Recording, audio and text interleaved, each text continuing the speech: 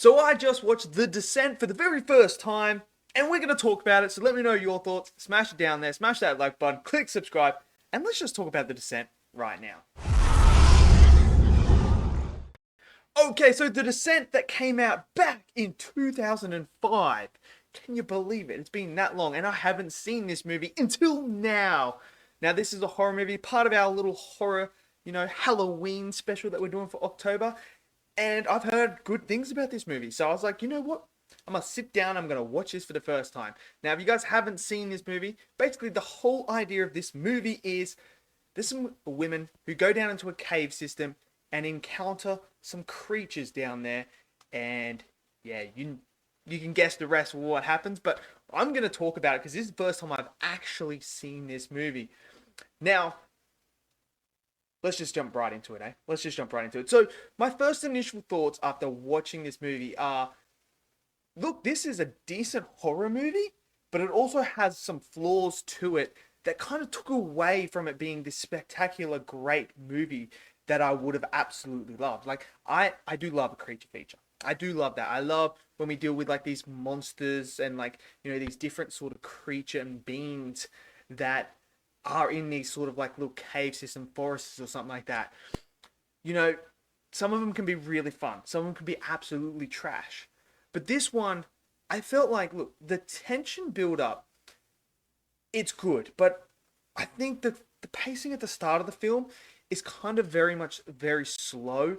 And I get it. They're trying to, Sarah, who's one of the main characters, they're trying to give you some character to her. Like, obviously, she has this traumatic experience involving a car crash. And that then brings her to, the cave system. And obviously, there's some things there between her and Juno that we don't actually know. It's all off-screen stuff at the moment where something happened and Juno is no longer a part and, walked away from her for a very, very long time when she needed her friend the most. So obviously they're building that tension and that relationship already. And I get it. I understand that. But I felt like it was still very slow. It took its time to get going. And it felt like I was watching for at least, an hour or more until things started to get going. And once we got into the cave and things started to not feel like what they were supposed to be, that's when things started to really ramp up that tension. And I felt like they did a good job of that, building up that tension, feeling like the creature is watching them at all times, but then not knowing where it is at the same time. However, some of the lighting in this movie is a bit of an issue. It's very hard to see what's going on sometimes because it's so dark. I get it. They're in a cave system. It's not meant to be bright or lit up or anything like that. I totally understand that. But sometimes you feel like you can't actually see what's going on. So it takes away from that tension and that horror that you're supposed to feel when these creatures do start to attack them. When it is lit up with a flare or a light or something like that, then you get the full thing and you're like, oh my God, this is insane. What is going on? It's gruesome. Another thing I didn't like that I thought took away from it as well, it's the cuts throughout the action sequences and the moments where this creature is ripping people apart. These quick cuts, these quick second cuts mixed with a bit of shaky cam, it makes it very hard to follow what's going on. And there's this moment where Juno and Sarah are both there and they're surrounded and they're going to fight these creatures, and it's just cut, shaky cam. You can't actually see what's going on. It's so messy that it took away from that scene for me where I wanted to see these girls go down that barbaric route and really showcase their full animalistic feel in this moment when they're fighting these creatures to survive. But you just can't see it because of all the chopping and changing. And I was kind of like, it's a bit of a shame because I really wanted to see the full effect of that. I really did. Now, when we get to the characters themselves, Sarah is a great character. I enjoy Sarah's character and her character arc, and especially when she goes full barbaric. She is insane in this movie, man. When she turns that switch and she's like, I now know what I have to do to survive. It's awesome. Obviously, there's a twist in here that happens as well, involving Juno, who is a character you very much dislike throughout the whole entire movie. She really, from the first moment you meet her, you're kind of like, oh, okay. I don't know how I feel about this character. And when you get into the caves and everything, you start to see what she's done with the cave system that she's picked. You know, how she's messing with her friends, the twist, what actually she's done. And just the way she talks and carries herself, very arrogant like. And it's just a character you don't want to survive. Like, you really are rooting for Juno not to make it out of this cave. You are like, yes, let's not make it out of this cave, please. Juno, please do not. Sarah, do something about Juno and make sure she can't get out of it. Some of the blood and gore in here as well is great. Especially when the people are getting ripped apart. When you can see it, it looks great.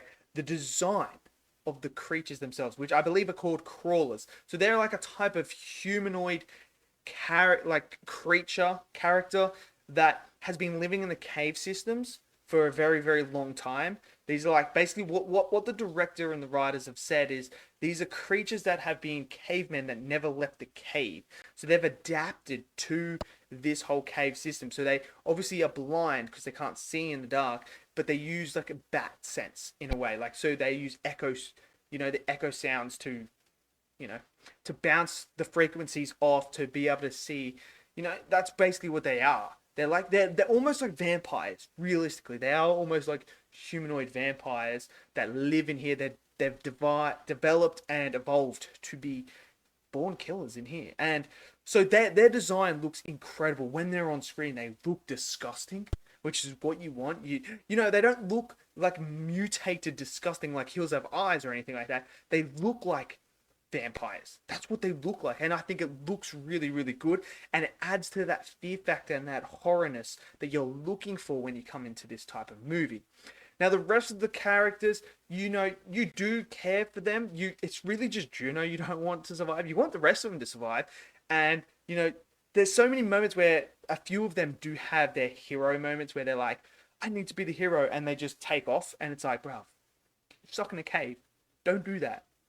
So that is kind of a little bit annoying. There are some other things in here that happen with particular characters that you kind of like, this is the dumbest decision you could make. Like, why are you doing this?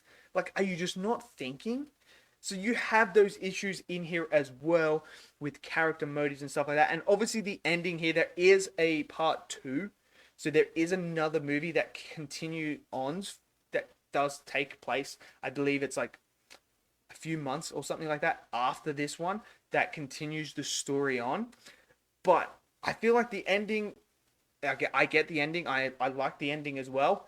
I actually love the ending, to be honest. I think it is very satisfying, that ending, and I don't feel like you need a part 2, but hey, we need to see the part 2 to see the end of this story. I felt like, look, while I think the tension was great, I do think the creatures themselves looked incredible and were great villains of the show, of the actual movie.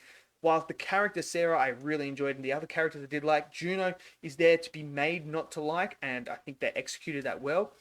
There are those little things like the lighting that makes it very difficult to see what is actually going on and to fully immerse yourself into this like horror state where you're anxious all the time and you're like on the edge of your seat. So I feel like that is a little bit of an issue. The cuts and the editing of like just a second cut here, they're constantly where you can't actually see what's going on. It's just basically visual noise is happening at that particular time.